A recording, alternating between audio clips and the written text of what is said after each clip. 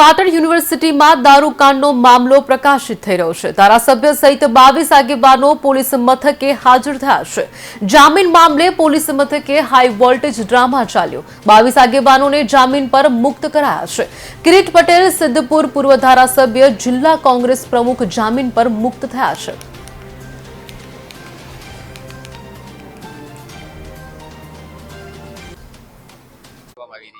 ત્યારે અમારી મૂળ વાત બંને વકીલોની એવી હતી, કોર્ટમાં બી પોલીસ સ્ટેશનમાં બી, અને અમારો મૂળ આગ્રહ એવો હતો કે આ કિરીટભાઈ અને બીજા જે 22 જણા આજે પોલીસ સ્ટેશનમાં સવારના હાજર થયા, એટલે NS કુમારના સુપ્રીમ કોર્ટના જે જજમેન્ટ છે 2014ની, એમાં જે ડાયરેક્શન આપવામાં આવેલા એ ડાયરેક્શનનો અમલ કરો અને અમને પોલીસ સ્ટેશનમાંથી જામીન ઉપર છોડો, એ જ અમારી માંગણી હતી અને સવારે પોલીસે એને સ્વીકારી છે અને અમને જામીન ઉપર છોડવાનું મુક્ત કર્યાનો હુકમ કરી દીધો છે। એ લોકો એટલે જામીન ભરવાની પ્રક્રિયા ચાલુ છે।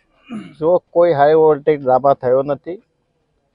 2 દિવસ પહેલા અમારા વિરુદ્ધમાં જે ગુનો નોંધાયો, મેં ચંદનજી અને ઘેમરભાઈ દેસાઈએ આગોતરા જામીન અરજી એ નામદાર સેશન્સ કોર્ટની અંદર રજૂ કરી હતી।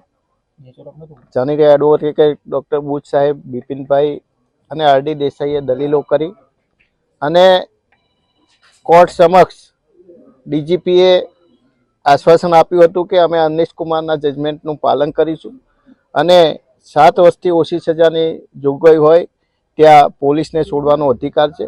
અમારી માગણી હતી કે જો NS કુમારના જજમેન્ટનું પાલન થાય અને અમને જામીન પર મુક્ત કરવામાં આવે તો અમે હાજર થઈશું અને કાયદાને માન આપીને અમે સવારે 6 વાગે, કોઈ જાહેર વ્યવસ્થા બગડે નહીં, લોકોના ટોળા ભેગા ના થાય એ માટે સવારે 6 વાગે તમામ જે આરોપીઓ હતા એમની સાથે લઈ અને શાંતિપૂર્વક રીતે હાજર થયા હતા અને પોલીસે એ NS કુમારના જજમેન્ટનું પાલન કરી અને અમને તમામને જામીન મુક્ત કર્યા। 16 તારીખે જે હેમચંદ્રાચાર્ય યુનિવર્સિટીમાં ઘટના દારૂ માટેની જે બની એના વિરુદ્ધમાં NSU અહીંયા જે આવેદનપત્ર આપ્યું, એ વખતે FIR જે ગુનેગાર હતા એની સામે કરવાની જરૂર હતી, પણ કયા કારણોસર ન થઈ એ પ્રશ્નાર્થ છે।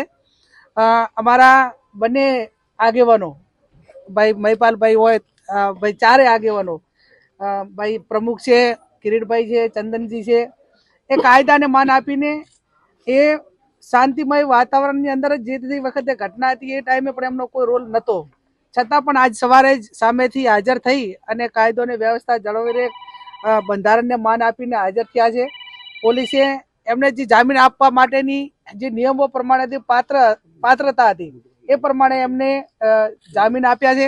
એટલે મીડિયાનો, પોલીસ તંત્રનો આભાર માની। આવી ઘટનાઓ જ્યારે બનતી હોય ત્યારે જે મૂળ ઘટનાથી ભટકીને આ બાબતમાં જે ટાઈમે ગુનેગારો ઉપર મેં અગાઉ કહ્યું એ પ્રમાણે ફરિયાદ ન થઈ, આવનાર સમયની અંદર આવી ઘટનાઓ ન બને એના માટે કરીને સમાજે જાગૃત થવું પડે, વહીવટી તંત્રએ, અને જે પ્રમાણે અમારી એક જવાબદારી છે એ જવાબદારી કાયમી નિભાવી છે અને આવનાર સમયમાં નિભાવશું।